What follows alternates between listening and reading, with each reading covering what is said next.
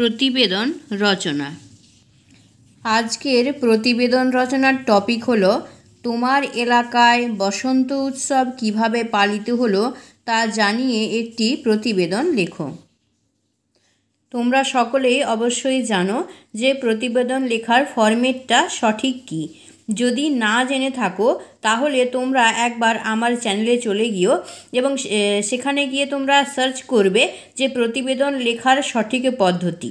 তোমরা অবশ্যই আমার চ্যানেলের নাম জানো, আমার চ্যানেলের নাম হচ্ছে বাসন্তী মুখার্জি। তো সেই চ্যানেলে গিয়ে তোমরা সার্চ করবে প্রতিবেদন লেখার সঠিক পদ্ধতি।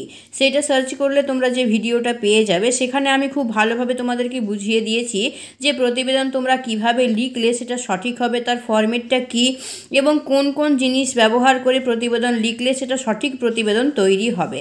এবং সেটা যদি তোমরা দেখে নাও সেই ভিডিওটা, তাহলে তোমরা প্রতিবেদন খুব ভালোভাবে লিখতে পারবে, সঠিকভাবে লিখতে পারবে এবং যার ফলে তোমরা এক্সামে ভালো মার্কস পেতে পারবে। তাই আমি তোমাদেরকে অনুরোধ করবো যে তোমরা এই ভিডিওটা দেখার আগে সেই ভিডিওটা একবার দেখে নিও। তাহলে চলো আমরা আজকে দেখে নিই যে আজকের টপিকের ওপর প্রতিবেদনটা আমরা কিভাবে লিখতে পারছি।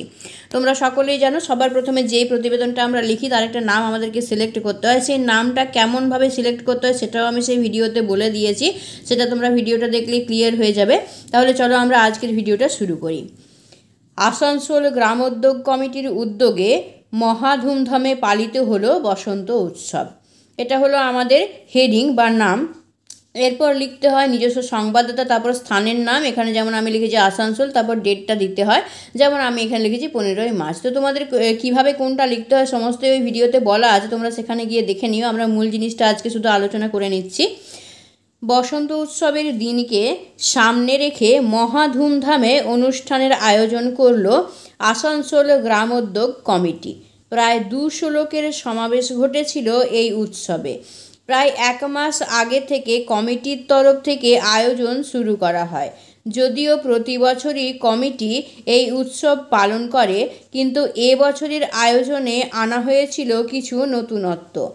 এবছর আসানসোল গ্রামে অবস্থিত গৌর মন্দিরে পূজার্চনার মধ্যে দিয়ে অনুষ্ঠানের সূচনা করা হয়, যা এবছরের জন্য নতুন। পূজা শেষে প্রায় 150 জন মহিলা হলুদ শাড়ি পরে লাইন দিয়ে হাতে আবির নিয়ে রামধনু রঙ বাতাসে ওড়াতে ওড়াতে ওরে গৃহবাসী গানের ছন্দে পা মিলিয়ে পদযাত্রা করে পৌঁছে গেছিল সামনেই অবস্থিত রামসায়ের ময়দান প্রাঙ্গণে, যার ফলে যেন সমস্ত শহর বসন্তের রঙে রঙিন হয়ে উঠেছিল। ময়দান প্রাঙ্গণে বড় করে মঞ্চ সাজানো হয়, যেখানে দুপুর 3টে পর্যন্ত চলে অনুষ্ঠান। সর্বপ্রথমে দীপ প্রজ্বলন ও উদ্বোধনী সঙ্গীত দিয়ে অনুষ্ঠান শুরু হয়। এরপর একে একে নৃত্য ও সঙ্গীত পরিবেশন করে স্থানীয় কচিকাচারা। অনুষ্ঠান শেষে সকলে মিলে চলে আবির নিয়ে দোল খেলা। খেলা শেষে ছিল আকর্ষণীয় খাওয়া দাওয়ার আয়োজন। খাওয়া শেষের মধ্যে দিয়ে অনুষ্ঠান সমাপ্তির ঘোষণা করা হয়। দিনটি এত অপূর্ব রূপে পালিত হয় যে সারা শহরবাসীর মনে এটি চিরস্মরণীয় হয়ে থাকবে।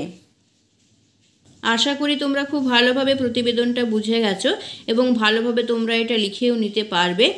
তাহলে আজকের ভিডিওটা আমি এখানেই শেষ করছি। তোমাদের যদি ভিডিওটা ভালো লেগে থাকে তাহলে অবশ্যই থেকে লাইক করবে, অবশ্যই থেকে শেয়ার করবে এবং তুমি যদি আমার চ্যানেল নতুন হও তাহলে চ্যানেলটাকে অবশ্যই সাবস্ক্রাইব করে তার নোটিফিকেশনের অলের বেল আইকনটাকে অবশ্যই প্রেস করে রেখে নেবে, যাতে আমি যখনই এই ধরনের এডুকেশনাল ভিডিও বানাবো যে তোমার জন্য উপযোগী হবে তা সবার প্রথমে তোমার কাছে পৌঁছে যেতে পারে। তাহলে আজকের ভিডিওটা আমি এখানেই শেষ করছি। পরের ভিডিওতে নতুন কোনো টপিক নিয়ে আবার তোমাদের সামনে হাজির হচ্ছি। ততক্ষণের জন্য বাই এবং ভিডিওটা দেখার জন্য তোমাদের অসংখ্য ধন্যবাদ।